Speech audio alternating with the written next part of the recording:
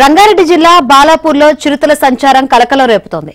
Research centre ఇమారత్లో 2 చిరుత పులులను అటవీశాఖ అధికారులు RCA అటవీ ప్రాంతాన్ని జల్లెడపడుతున్నారు. చిరుతల కోసం బోన్లు ఏర్పాటు చేశారు.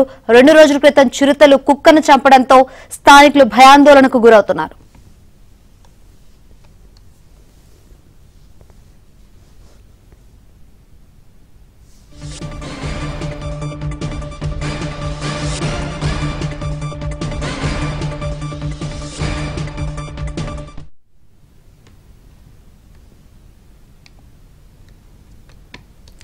రంగారెడ్డి జిల్లా బాలాపూర్లో చిరుతల సంచారం కలకలం రేపుతుంది. రీసెర్చ్ సెంటర్ ఇమారత్లో 2 చిరుత పులులను గుర్తించారు అటవీశాఖ అధికారులు. మరి అటవీశాఖ అధికారులు ఎటువంటి చర్యలు తీసుకున్నారేంటో తెలుసుకుందాం. మరిన్ని వివరాలు అందించేందుకు ఘటనా స్థలం నుంచి మా ప్రతినిధి మణికంఠ లైవ్ ద్వారా సిద్ధంగా ఉన్నారు. మణికంఠ, ఇప్పటికే 2 చిరుతలను అటవీశాఖ అధికారులు గుర్తించారు. అక్కడ స్థానికులు కూడా చాలా భయాందోళన గురవుతున్న పరిస్థితులు. సో అటవీశాఖ అధికారులు వాళ్ళకి ఏ విధంగా భరోసా ఇస్తున్నారో ఏంటి సిచ్యువేషన్? హైదరాబాద్ శివారు ప్రాంతం బాలాపూర్లో 2 చిరుత పులులు సంచారం ప్రస్తుతం కలకలంగా రేగిందని చెప్పుకోవచ్చు.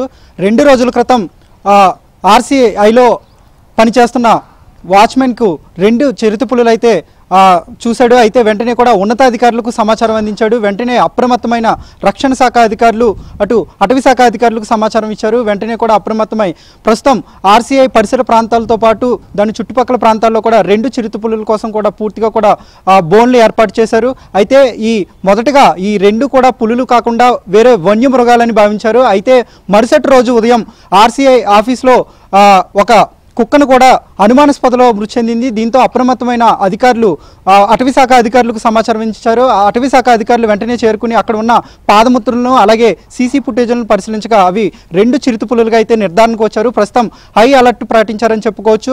అటు బాలాపూర్ పోలీసులు కూడా స్థానికంగా ఉండే ప్రజలను కూడా అలర్ట్ చేశారు. పూర్తిగా అటు ఆర్సీఐలో పరిసర ప్రాంతాల్లో ఇది ఒక నిర్బంధ ప్రాంతం కాబట్టి ఎవరికి అనుమతి కూడా లేదు. దీంతో అధికారులు ప్రత్యేకంగా లోపలికి వెళ్లి అటవీ శాఖ అధికారులు పరిసర ప్రాంతాలన్నీ కూడా జల్లెడ పడుతూ ఉన్నారు. అటు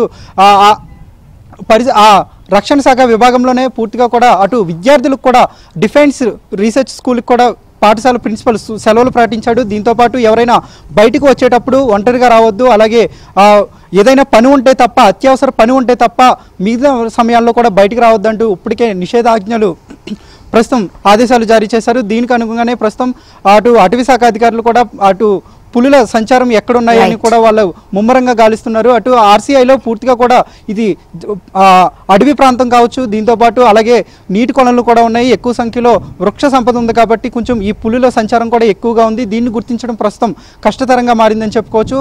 మరోవైపు బాలాపూర్ పరిసర ప్రాంతాల్లో ఉన్న ప్రజలు కూడా కొంత ఆందోళన వ్యక్తం చేస్తున్నారు. ఏ సమయంలో వచ్చి దాడి చేస్తాయని కొంత భయాందోళనలకు అయితే గురవుతున్నారు. ప్రస్తుతం అటవీ శాఖ అధికారులు ఆ 2 పెద్ద పులుల కోసం ముమ్మరంగా గాలిస్తున్నారు. రైట్ మణికంఠ.